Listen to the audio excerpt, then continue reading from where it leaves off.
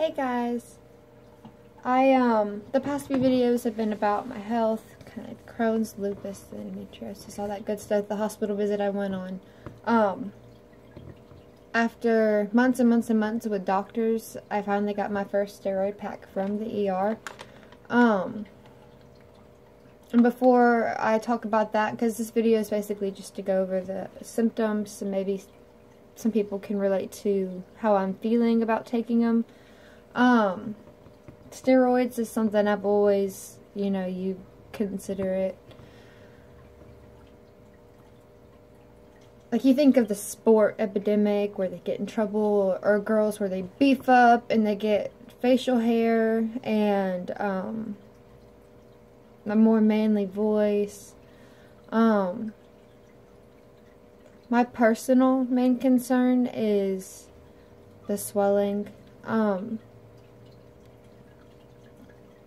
And that's sad, because I want to gain a little bit of weight. I don't want to gain on what I was before, because I was trying to lose weight, or I wanted to be thinner then, but my body took care of that, by itself. But never have I gotten more compliments being this bone skinny.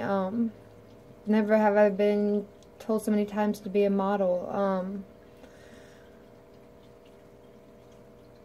People, it sounds bad, but people like gawk at me in public, and I feel pretty sometimes, despite, feeling gross at the same time for being so thin. It doesn't make sense.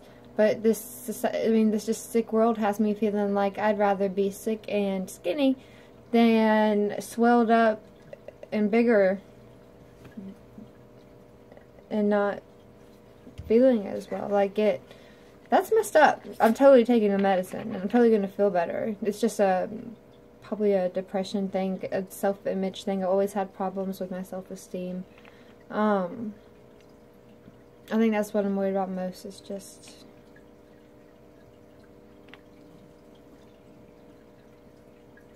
I don't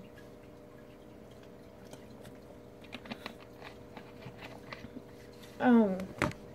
But basically, what I was given is a generic brand of basically Medrol, I believe it is. It's a 6-day course. I'm gonna totally butcher this, so I'll just show you the name, or even better, it's bigger right here. So pretty, it's not, steroids are one that I wanted to stay away from in general, because I had a experience when I was younger that was just scarred me with the word steroids. And it's a pretty, what's that word I'm looking for?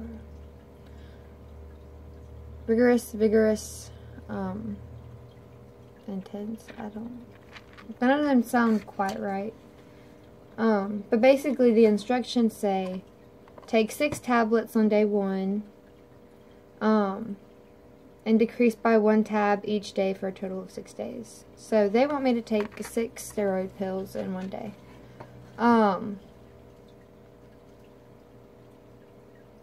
Today's going to be day number 1. I'm going to make a video each day, how I'm feeling.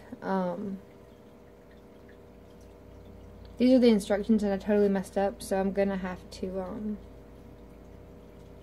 take them all at once. I'm probably gonna feel like crap tomorrow. I'm gonna hate if I wake up with a swollen face, but you know what? Maybe I'll feel better. Like, maybe I won't be in pain. So we'll see. But for other people who are like getting this in the morning, like you should, you take 2 tablets before breakfast. You take a tablet after lunch and supper, and 2 tablets at bedtime. So they want you to separate it throughout the day. I actually might start tomorrow, skip a day, and let you know how I'm feeling, or let you know how I'm feeling throughout the day tomorrow.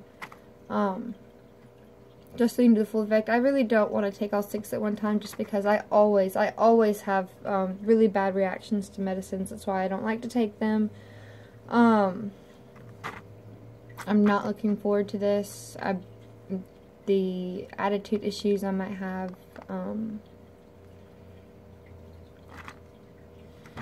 Anyway, the second day you take 1 tablet before breakfast, 1 tablet after lunch and supper, and 2 at bedtime.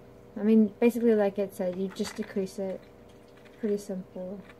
Little packet. Like I showed you before, this is what it looks like.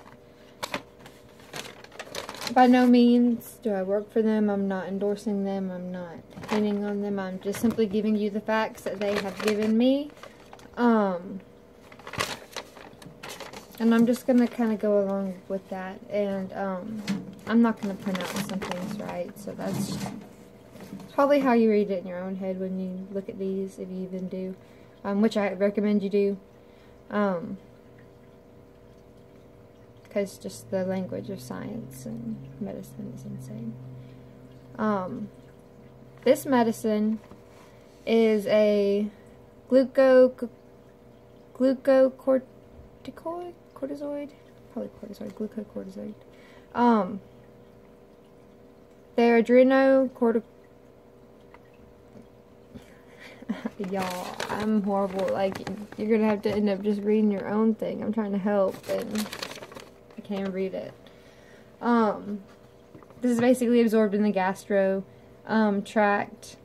It's a white, odorless, crystalline powder.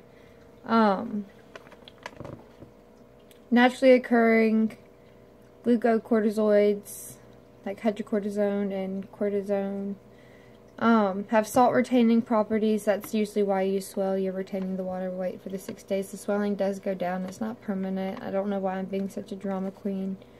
Like I said, it's just a mental health thing. These are used as replacement therapy in adrenocortical deficiency states. Their synthetic analogs are primarily used for potent anti-inflammatory effects and disorders of many organ systems.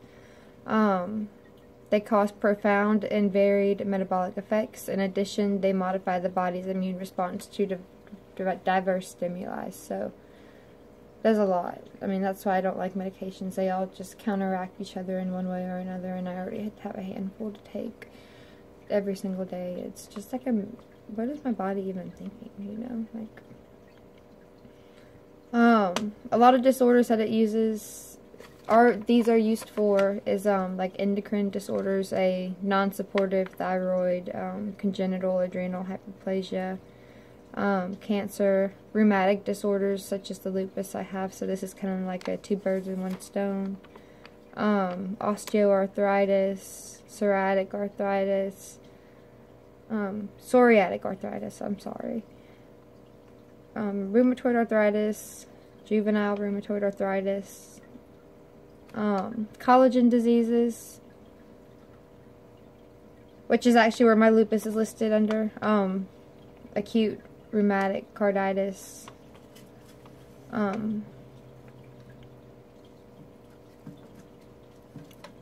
dermatologic diseases include severe psoriasis, exfoliate dermatitis,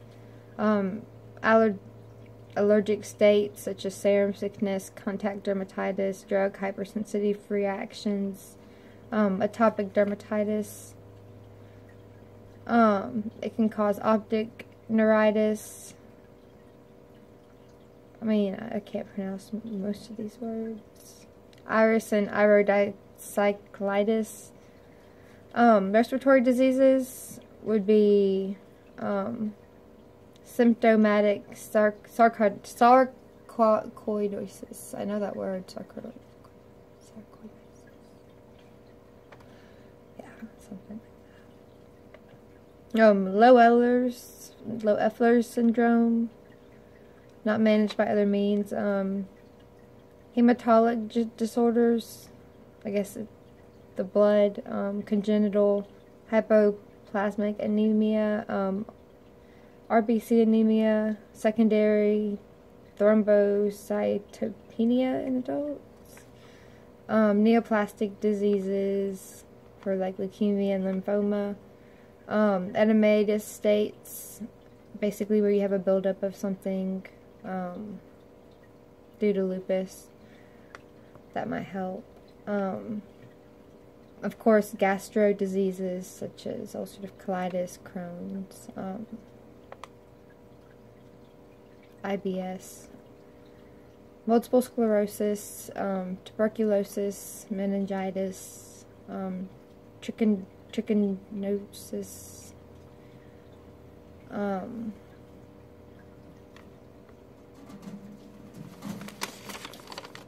that's basically the precautions and just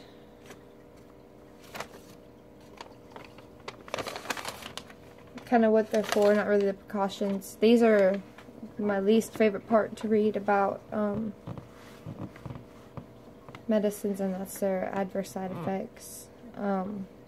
Fluid retention and disturbances, sodium retention, congestive heart failure in susceptible patients, hypertension, fluid retention, potassium loss, hypokalemic alkalosis, muscle weakness, loss of muscle mass, vertebral compression fractures, pathologic fracture of long bones, tendon ruptures, particularly the Achilles tendon, steroid myopathy, osteoporosis, aseptic necrosis of femoral and humeral heads, peptic ulcers with possible perforation and hemorrhage, ulcerative esophagitis, pancreatitis, abdominal distension, increases in your ALT, SGBT, AST, SGOT, and alkaline phosphate have been observed following this kind of treatment.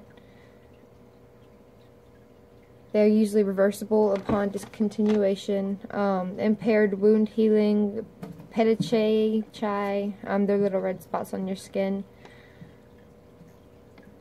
It may suppress reactions to skin tests, such as allergy tests, thin, fragile skin, facial erythema, increased sweating, increased intracranial pressure with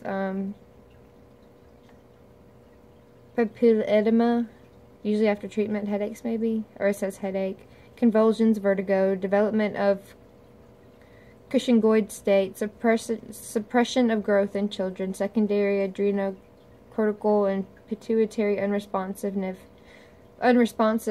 particularly in times of stress, as in trauma, surgery, or illness, menstrual irregular one of those atrophy moments, irregularities, manifestations of latent diabetes,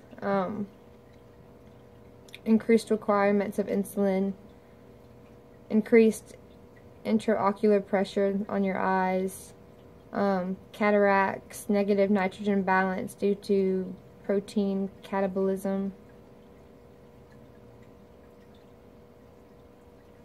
and that's pretty much it. It goes on to dose and administration, which we've already talked about, and a lot of people are probably on maybe a different milligram or whatnot, but I'm here to tell you that I'm scared to take them. You may be scared to take them, and that's why you're here. Just be brave with me and take them. Let's get to feeling better. That's number one, feeling better for ourselves, our family, and everything in between. So either today or tomorrow, I'll let you know how I'm feeling. I'll let you see how it's going. And maybe we'll talk about some stuff in between, who knows. But y'all have a good night.